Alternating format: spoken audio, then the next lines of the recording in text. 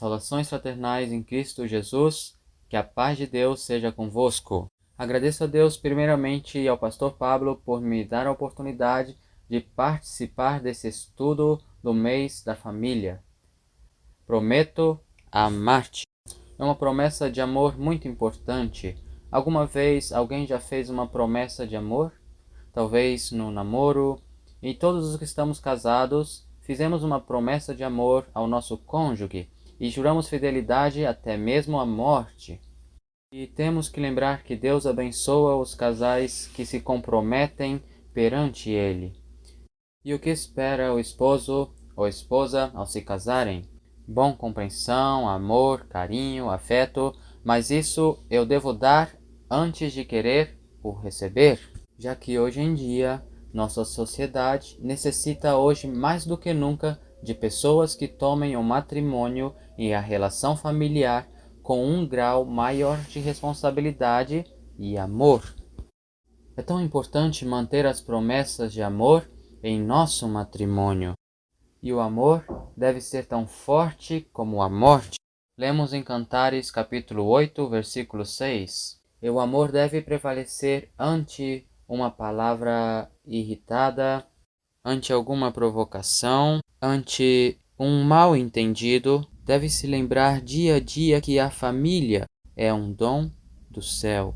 E deve-se relevar todas nossas imperfeições e debilidades. Somente com o amor de Jesus é que nós poderemos manter a unidade e também tolerância de uns para com os outros. O amor também deve converter-se em atos. Quem prometeu amor deve saber que a promessa é um valor que se converte em atos, afeto, tolerância, de paciência, como também atos de compreensão. Nesses momentos difíceis e de crise que surgem em nossos lares, o que fazer?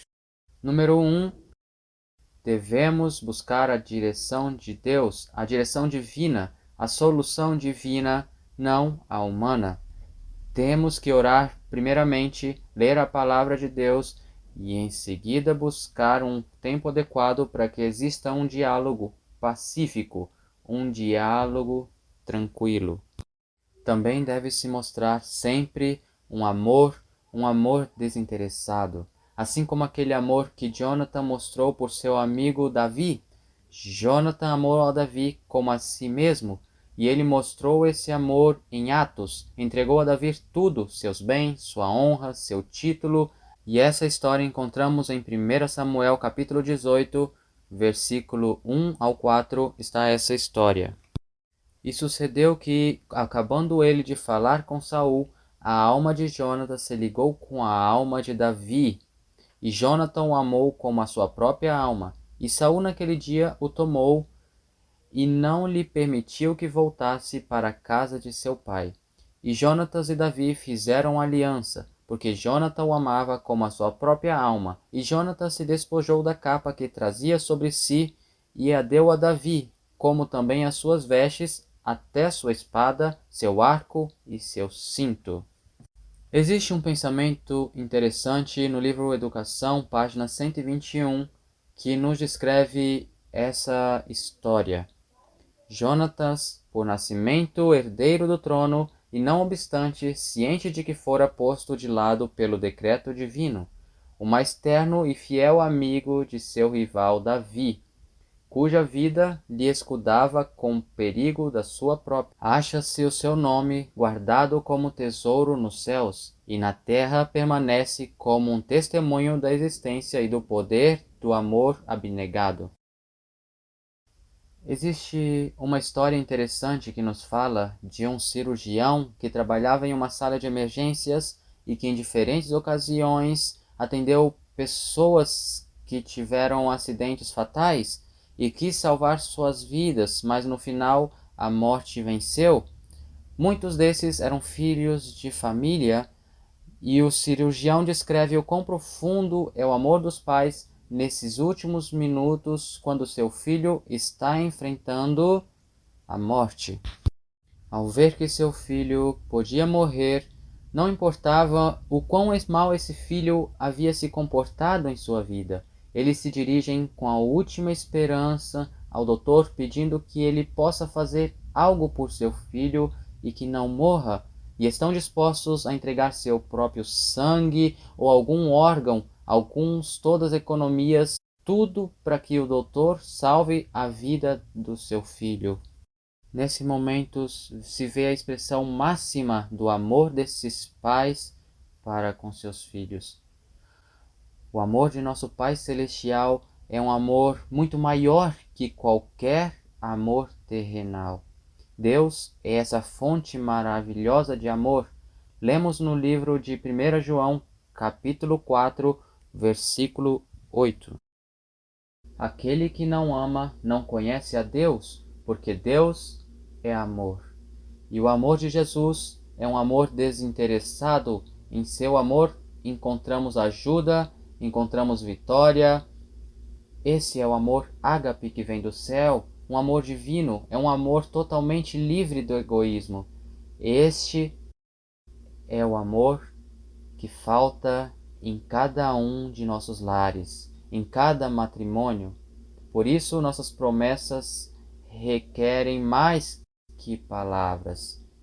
Em Eclesiastes 5:4 tem uma frase que diz: cumpra sua promessa, e temos que cumprir nossas promessas. Tem uma história de um jovem apaixonado que em certa ocasião mandou um texto à sua namorada e escreveu grandes coisas. Oh, meu amor, eu te prometo que vou aonde você estiver para estar contigo. Eu te prometo que por amor a ti escalarei as mais altas montanhas. E dizia muitas coisas esse jovem. Prometia muitas coisas esse jovem à sua namorada. Mas esse texto, como terminava ele? Eu sei que te prometi, meu amor, te visitar amanhã, mas como tem previsão de chuva, não vai dar para ir, porque não quero me molhar. Então, esse jovem, tudo que prometia era da boca para fora, como se diz, era apenas palavras, mas seus atos não demonstravam essas promessas que ele estava fazendo. Toda promessa deve ser expressada por atos, atos de fidelidade e também atos de amor, já que ao perder ou esquecer destes atos de amor, os lares irão se tornar frios e também em uma monotonia. A frieza não deve entrar em nossos lares. O povo hebreu manifestou também as promessas a Deus no Monte Sinai. Isso lemos em Êxodo 19:8, quando eles prometem ser fiéis a Deus, eles expressam: faremos tudo o que o Senhor ordenou. Prometeram fidelidade, mas se tornaram frios e em pouco tempo estavam adorando a um bezerro de ouro. Onde ficou a promessa? Ficou totalmente só no ouvido. Conta uma história de uma senhora cristã casada com um doutor e ela dizia: eu pensei que o matrimônio era muito mais bonito e esperava muito mais do que é. Imaginava que era diferente, dizia essa mulher. Ela era casada com um doutor e depois de 15 anos de casamento, esse casamento sofreu uma traição, mas o Senhor pôde restaurar aquele casamento e se restabeleceu. A mulher imaginava que o matrimônio era como um castelo, onde os maridos são servidos e com muita atenção. No entanto, vemos que ela se esqueceu que existem atos de sacrifícios, e esses são atos de amor que trazem reações positivas e um estímulo que unem esses laços de amor. Tem expectativas que quando se casam, isso às vezes não se cumpre e às vezes se cumpre. Mas se construímos nosso matrimônio somente em expectativas que imaginamos, nunca que seremos felizes. É um conceito equivocado de felicidade.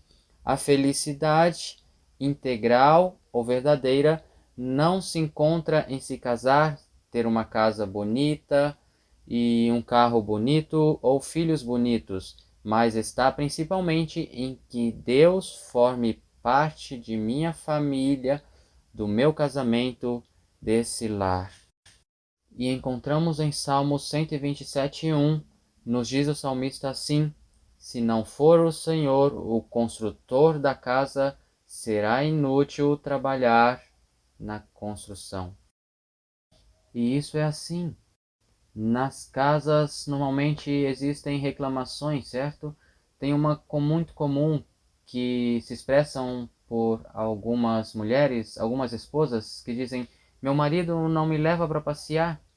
E talvez tenha algumas situações que por algum motivo não levam, mas então, se o marido não as leva, ela pode planejar e levar ele, já que o pensamento de um pode ser diferente ao pensamento de outro. Isso nos leva ao conselho que Deus dá em Isaías 55, versículo 8 e 9, onde diz assim: pois os meus pensamentos não são os pensamentos de vocês, nem os seus caminhos são os meus caminhos, declara o Senhor. Assim como os céus são mais altos do que a terra, também os meus caminhos são mais altos do que os seus caminhos, e os meus pensamentos mais altos do que os seus pensamentos.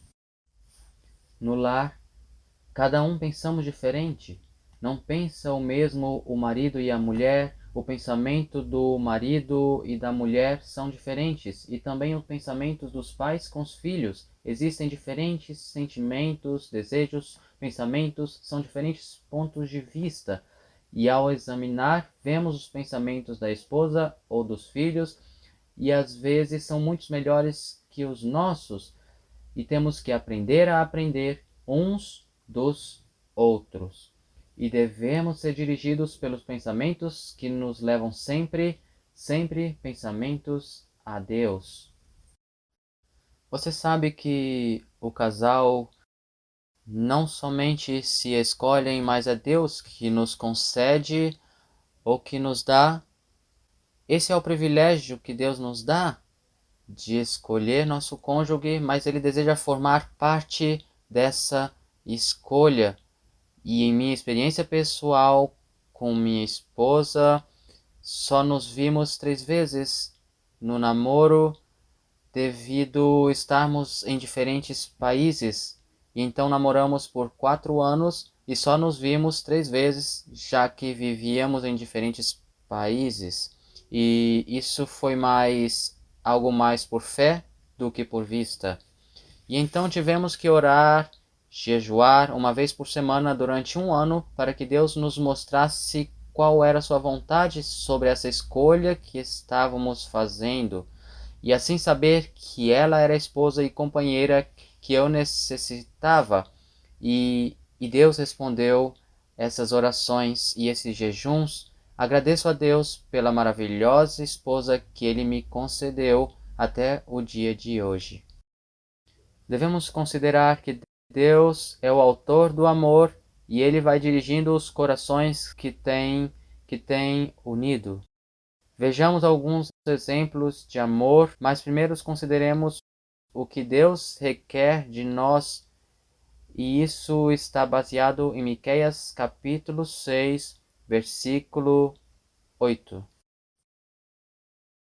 E o que pede o Senhor de ti, senão que pratiques a justiça, ame a misericórdia e andes humildemente com teu Deus.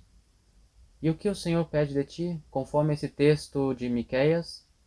3 coisas: praticar, amar, como também andar. E também 3 atributos: justiça, misericórdia e humildade. Se nós desejamos o êxito em nosso matrimônio, em nosso lar, é dever praticar essas 6 coisas que nos apresenta Deus em Miqueias. Como veremos sobre o exemplo de amor, queremos considerar o amor de Isaac e Rebeca. Rebeca não podia ter filhos, e como Isaac a amava tanto, ele também sofria ao ver que ela não tinha filhos, e depois de anos passados, eles tomam uma decisão e Isaac ora a Deus e pede a Deus ajuda. Essa oração encontramos em Gênesis 25, 21, onde diz: Isaac orou ao Senhor em favor de sua mulher porque era estéril. O Senhor respondeu à sua oração e Rebeca, sua mulher, concebeu. Diante desse problema familiar, se orou e Deus respondeu. Agora, qual é o problema familiar que você enfrenta em seu casamento, em sua casa? Qual é a situação difícil que existe aí? Pois temos que fazer como fez Isaac, orar a Deus cada dia e Deus vai responder essa oração. É fazer cada dia essa oração, essa súplica a esse Deus de amor. E temos também, por último, o outro exemplo de amor, o amor de José por seus irmãos. Devemos manter a unidade e amar mesmo quando não nos amam. Isto foi o que fez José com seus irmãos quando ele se manifestou lá no Egito. Eles não o conheciam quando foram ao Egito, e em Gênesis 45, 3 ao 5, aí nos fala como José se manifesta a eles e como os abraça e beija, e eles pedem perdão a José e vem essa linda reconciliação de José com seus irmãos. E os pedem que não se entristeçam nem se culpem por ter vendido, porque Deus proveu tudo isso e Ele os promete amor, e esse amor se cumpre. E essa história de José é interessante porque hoje o tempo não mudou. Também hoje em muitos lares existem ciúmes, ódio, injustiças, más intenções, mentira, etc. Como estava também na casa de José. Em nossos lares também pode existir isso, mas o que precisamos fazer? Seguir o exemplo de José, seguir como ele, semeando o perdão, a compreensão e, sobretudo, a formosa semente do amor.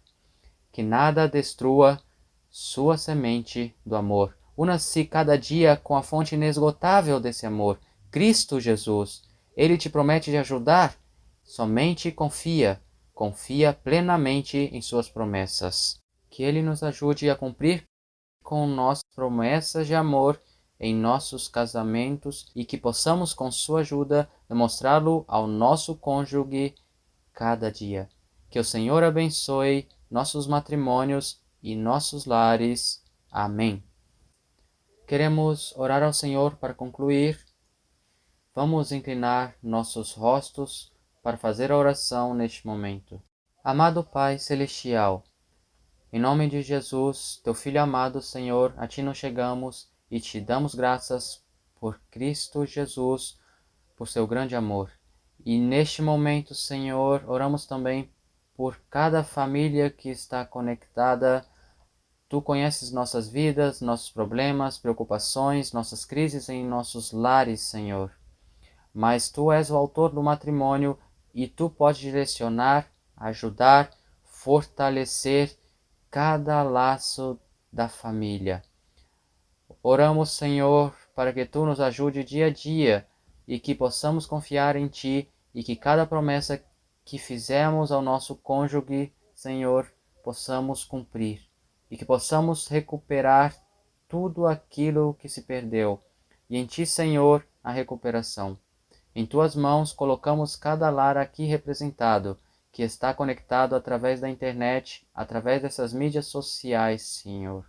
Te suplicamos sua direção e sua ajuda para que nossos lares possam brilhar e sejam lares felizes e lares unidos. Tudo pedimos, Senhor, não porque mereçamos, mas pedimos no nome glorioso de Seu Filho amado, Cristo Jesus. Amém.